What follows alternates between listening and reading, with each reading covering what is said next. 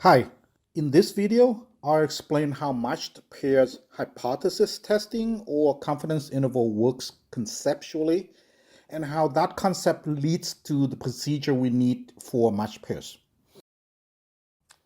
Let's take dieting as an example. To judge a diet, we want to know whether it works in the long run. Do people lose weight or do they gain weight? In other words, on average, is the weight change negative like we want? So we take a survey of people who are on the diet. We ask them between when you started the diet and 12 months later, how much did your weight change? We may get different responses. Person A may say they lost weight by 15 pounds. So we write down a loss of 15, which is negative. Person B may say they lost 4 pounds. So we write down negative 4. Person C may say they gained weight by 7 pounds, so you write down a positive 7, etc. So that's our data. How do we judge the diet with our data? By using statistics, of course, either a hypothesis test or a confidence interval.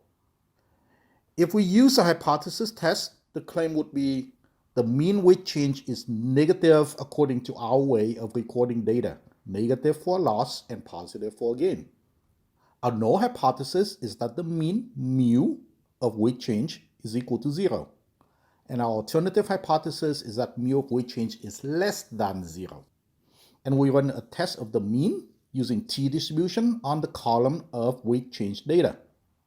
If, on the other hand, we choose to compute a confidence interval, then we would compute a confidence interval of the mean weight change, meaning the mu of the weight change. We would compute the confidence interval by using the t-distribution. So both the hypothesis test and confidence interval are run based on one mean, the mu, on the weight change column. And all that is the one mean inference that we already know. All right, so now back up. What if we didn't ask people for their weight change? What if we just asked for their weights before and after? Well, then I guess we'll have to do our own subtraction to get the weight change, right? So persons A, B, and C will give us their weights before and after, but they don't give us the difference.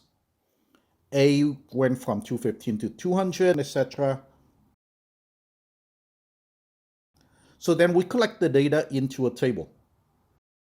We still need a column for the weight changes. So we subtract the weights, after minus before. And yes, we can put in the column of the differences precisely because the weights before and after are matched. That's how we knew the 215 and the 200 pounds go together. They both came from person A. They are matched together. They're dependent on each other. And we're not going to do something silly like subtracting A's weight from C's weight. That's just wrong.